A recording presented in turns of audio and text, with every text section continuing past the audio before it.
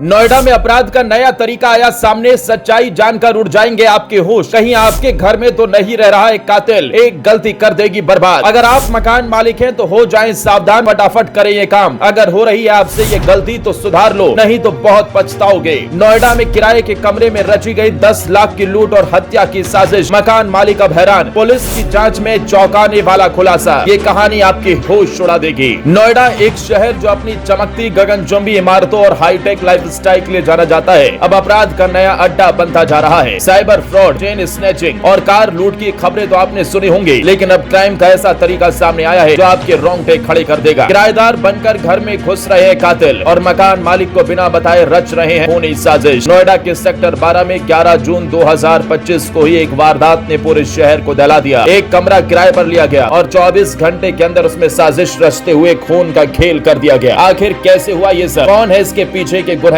और आप कैसे बचा सकते हैं खुद को ऐसी मुसीबत से, उसके बारे में बताएंगे। लेकिन पहले मामला क्या है वो जान लीजिए। मामला नोएडा के सेक्टर 12A ब्लॉक का है, जहां प्रदीप कुमार कश्यप का मकान है। मंगलवार 10 जून 2025 को दो लोग उनके पास पहुंचे। एक का नाम था पवन और दूसरा उसका साथी। दोनों ने मकान का एक कमरा किराए पर लेने की बात की। किराया तय हुआ 12,000 रूपए महीना। प्रदीप को लगा कि ये आम किराएदार है और उन्होंने बिना पुलिस वेरिफिकेशन के कमरा दे दिया। लेकिन अगले ही दिन बुधवार 11 जून 2025 को पवन और उसके साथी ने ऐसी वारदात को अंजाम दिया जिसने कश्यप परिवार को सदमे में डाल दिया। पवन और उसके साथी ने बुलंदशहर के सिकंदराबाद के रहने वाले ओमपाल भाटी को अपने किराए के कमरे पर बुलाया। ओमपाल एक मनी एक्सचेंज कारोबारी थे। जानकारी के मुताबिक वो करीब 3 घंटे तक कमरे में रहे। फिर शाम 4 बजे पवन और उसके साथी ने ओमपाल को मौत की नींद सुला दी। यहाँ पर कल शाम को 2 लड़के आए थे किराए पे मकान देखने के लिए, तो देख के चले गए थे। कह रहे थे कि ठीक है हम आपको बता देंगे। तो आज आए हमारे पास 12:30 बजे कि हम आपका कमरा किराए पे लेंगे।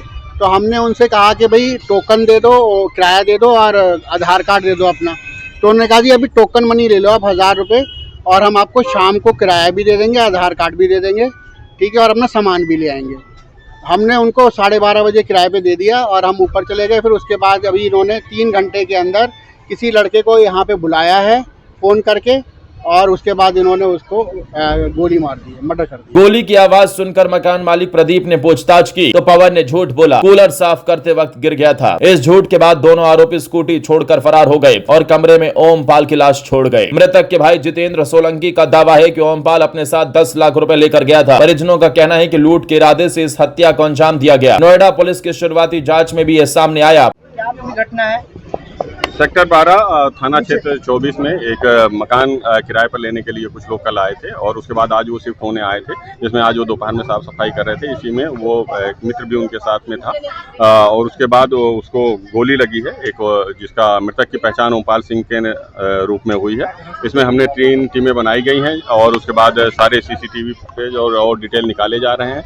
इसमें बहुत सारे तथ्य सामने आए हैं जिसको लेकर के हमारी टीमें लगातार कार्रवाइयां कर रही हैं। जल्द से जल्द इसका खुलासा किया जाए। हत्या की साजिश पहले से रची गई थी। पुलिस को शक है कि पवन और उसका साथी पेशेवर अपराधी हैं, जिन्होंने सिर्फ इस क्राइम के लिए कमरा किराए पर लिया। थाना सेक्टर 24 पुलिस ने मामला दर्ज कर लिया है और आरोपियों की तलाश में छापेमारी शुरू कर दी है। लेकिन सवाल ये है कि मकान मालिक ने किराएदारों का वेरिफिकेशन क्यों नहीं करवाया। जाँच में पता चला कि आरोपियों ने पहले ओमपाल को टारगेट किया, फिर मकान मालिक को बेवकूफ बनाकर कमरा लिया। पुलिस के मुताबिक ये एक सुनियोजित साजिश थी, लेकिन मकान मालिक प्रदीप कश्यप का वेरिफिकेशन न करवाना इस वारदात का सबसे बड़ा सबक है। नोएडा में किराएदारों का पुलिस वेरिफिकेशन अनिवार्य है, लेकिन कई मकान मालिक इसे नजरअंदाज कर देते हैं। पुलिस ने चेतावनी दी है कि बिना वेरिफिकेशन के किराएदार रखना मकान मालिक को कानूनी मुसीबत में डाल सकता है। नोएडा में अपराध का ये नया तरीका हर मकान मालिक के लिए खतरे की घंटी है। किराएदारों का वेरिफिकेशन न करवाना न सिर्फ आपको मुसीबत में डाल सकता है, बल्कि आपके घर को क्राइम का अड्डा बना सकता है। नोएडा पुलिस के दिशा निर्देशों के अनुसार किराएदार का आधार कार्ड, फोटो और स्थायी पता थाने में जमा करना जरूरी है। वेरिफिकेशन में 7 से 10 दिन लगते हैं, लेकिन ये प्रक्रिया आप और आपके परिवार की सुरक्षा के लिए जरूरी है। अगर आप नोएडा में मकान मालिक हैं तो तुरंत अपने किराएदारों का पुलिस वेरिफिकेशन करवाएं। देरी की तो आप भी मुसीबत में पड़ सकते हैं।